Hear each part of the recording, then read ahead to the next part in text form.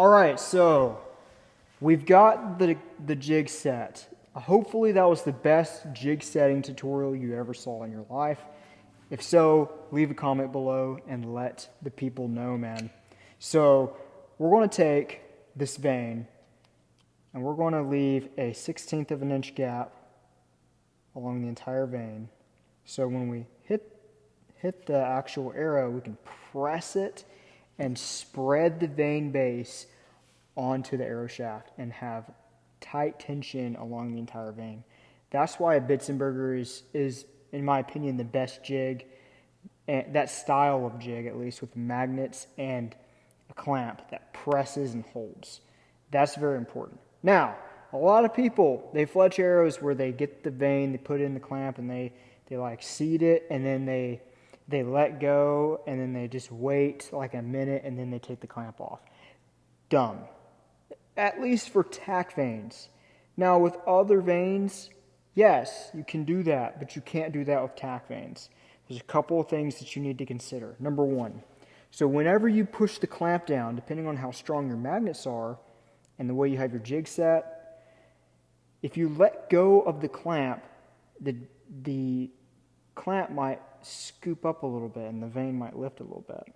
So my advice is to hold the clamp with even tension against the arrow, hold it for like 10 to 12 seconds, and then very quickly release the tension in your hand and unclip it. That's all the clamp time you need. I'll show you how I fletch TAC vanes with that method. I learned that from the guy that helped create these vanes, and I was having issues with adhesion a long time ago with that. So if you've never played with a TAC vane, if you don't understand why it's so critical to get these right, these vanes are just so stiff. Like, I don't know if you can hear that. Very stiff. And they're, in my opinion, it's an opinion because I haven't actually found the data, but the stiffness to weight ratio is insane. These vanes are so light, yet they're extremely stiff. That's what I want in a vane. I don't want to be able to shoot a hole through a vane. I don't like that soft of a material. I've done that before, especially shooting outdoor.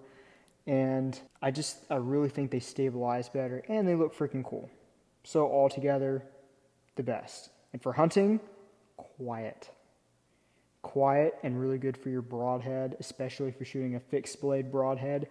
I run the 4-fletch blazer style, the Summit vane, 2-inch vane. And normally, if I would run that in a actual blazer, a 2-inch blazer, if you've ever done 4-fletch blazers, you know that is the loudest freaking arrow on the planet. It's so freaking loud. He goes, you don't want that. But I get the same quality arrow flight without the sound when I use the 2-inch Summit and a 4-fletch on my hunting arrows. So, and I use the wraps as well, the wraps, obviously. Those are my thoughts on that. If you have any questions on that, let me know. So, let's go ahead and get started. Let's get into the nitty-gritty, the moment we've all been waiting for. First, I'm going to put this in the clamp, leave that 1/16 of an inch gap. Then, move my razor blade around, get your primer pin, use the primer pin, and use the glue. Don't try to use like all the hacks and stuff, acetone, putting acetone in the pen. Like, I've tried it. It works, but it doesn't work as well. So this is definitely the very best stuff that you can use. Now with the glue, just cut a little bit. Send it flying across the room, of course. Make sure you don't hit someone in the eye. Ah, did I find it? Did I find it, dude? Is that it? That's not it, but it looks just like it. Harbor Freight trash can, right under you. Get a free bucket if you sign up or whatever. I'm sure you guys have seen that. So, paper towel. I like to have a paper towel to test the primer out and to set these arrows on just so they can stay relatively clean. Throw your left wing clamp in the corner. Now, the left wing clamp is really good, but I want to try a little more helical. We'll experiment and see.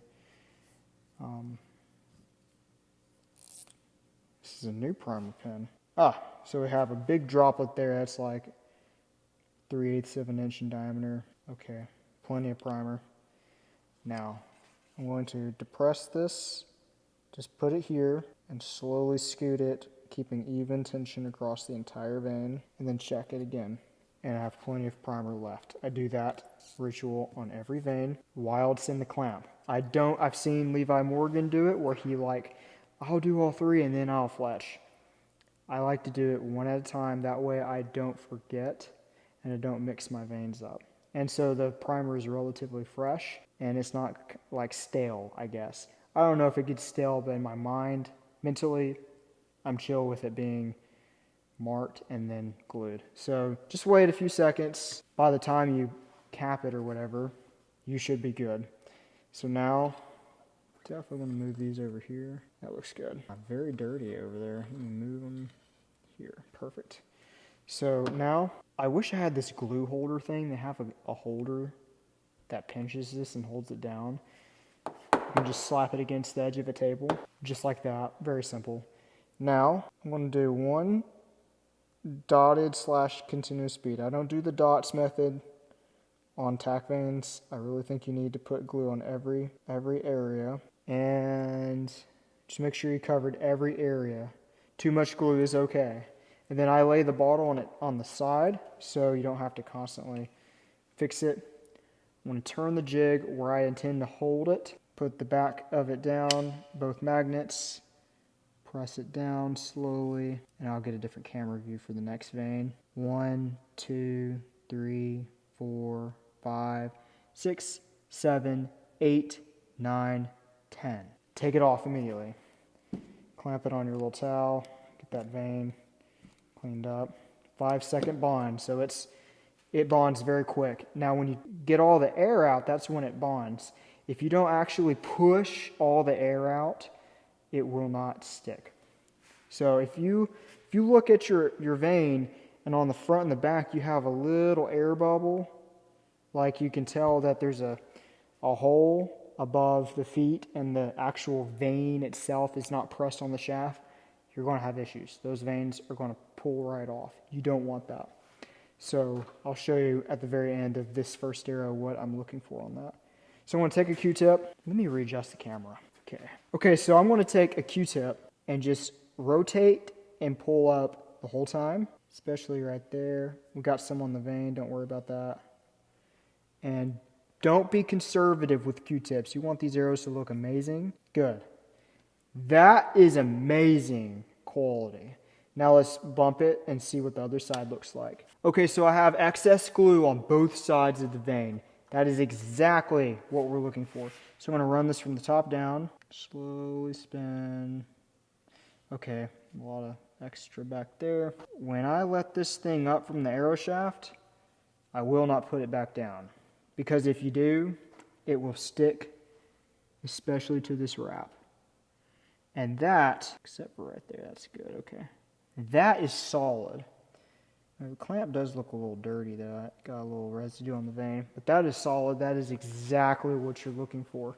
Let's take a look at this. Alright, so as you can see on the front, both landing gear are down and there's no air bubble hole here. Glue came out on both sides, and as far as the back end, there should be no air bubble hole back there as well. Let me adjust the focus for you. There we go. That looks good. Yeah, no air bubble at all.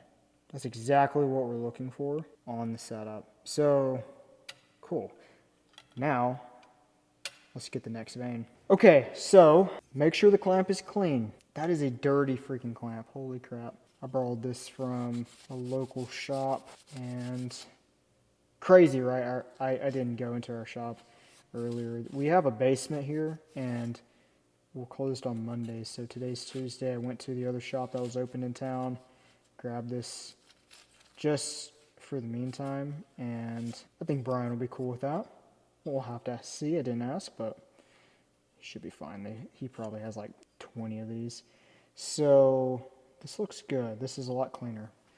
Anyway, get your vane, put it in, line it up with that bottom mark, leave a gap, 1/16 of an inch gap. Very small. Small enough to where you notice there's a gap. Primer's good. Swipe. Okay, I went down a second time very quickly just to make sure I got both sides of the feet. That looks really good.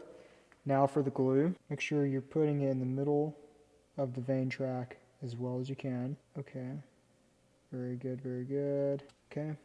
Quickly clean the tip. Check the channel. Make sure you have glue down the whole channel. That's quite a bit of glue. I like that. I would rather put way too much glue than not enough. Back of the vane. Both magnets are on. This is touching the vane base. It's touching the back. Tip is good. I'm going to pull this down, squeeze, and hold against the magnets. 1, 2, 3, 4, 5, 6, 7, 8, 9, 10. Immediately clamp up, clean the jig, get all the glue off. If you want the glue on your fingers, I think that's chill. And then we will, that was a good job right there. Get those up, rotate to the other side. There we go. Got some right there I need to get. Okay, that's that. Let's do one more angle for the last vane. And if you have any questions at all, please comment below. Okay, so always double check that you're clicked in. These biter nocks, they don't have a ton of wiggle in the receiver. As long as you push back, it stops. So again, 19.2 biter nocks. They are the way to go. So clamp is clean on both sides. Eventually you'll get glue buildup where the vane tips are. So you can use just a small razor blade to clean that. You just don't want to shave into the metal. You want to be very light with it. So let's get the vane we're going to use. Put that in and put this lined up. Now, as you can see, there's a little diagonal there. I look at the very, very end of these vanes. Now on some vanes, particularly ones that are not TAC vanes, I've seen the bottom here vary in length. And with these, I find that I just line up the very, very back with the line. Now, if yours varies in length on the feet, what I do is I'll scoot it down further to where the actual vane, not the foot, where the vane starts is in line with this line from previous experience with vanes. So I'm going to line this up, okay, right there, with the very last line, and then have this gap all the way up through the top of the clamp. Let me make sure I did this right. Yes, I did a very good job. So that's very good. That's exactly what we want. Now for the primer, check our primer on the towel over here. Good circle there. Now let's slowly go from the bottom up. Just want to brush this and keep the pin on the whole time. Good. That's all we need. Put the cap back on. Now for the glue. So I'm going to watch how awesome I do this. So we're going to go... It's a lot. We don't want that. So I am touching the vane personally just to help maintain control. One slow, steady motion. Okay. Get the tip, lay it down. Cool. That's what the glue looks like. As you can see, completely covered the vane base. You can see it from this angle. It's full. Perfect. So now we've got the magnets back of the base. Now we're going to let the bottom down and then let this top landing gear touch.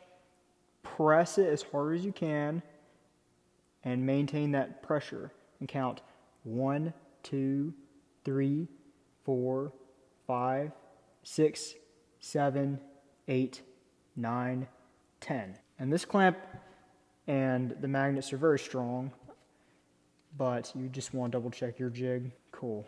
And very clean. I love using that for that purpose. So now, new Q-tips. Spin. Grab some right there. Got some on the vane. Just broke my own rule right there, but that's okay. We didn't do bad. And now, because we're on the last vane, we're going to take this out of the jig. Move the jig away. Grab Q-tip. See if we got all the glue. And then check the vane. Vane looks good. Awesome. So that is 3 Fletch with a right helical clamp. As you can see the helical from this angle. Now barrel of the gun. Let's see what that looks like. Look at that. That is what you want. I think this is more important than the direction it leaves the bow. So like with right-handed shooters, most of the time the arrow is going to spin left. Paige Pierce has kind of debunked that, but I think vane helical matters more than anything else. So get a ton of helical on this. Right helical clamp on a Bitzenberger will do just fine. And I think it has better adhesion. I think the adhesion's really good.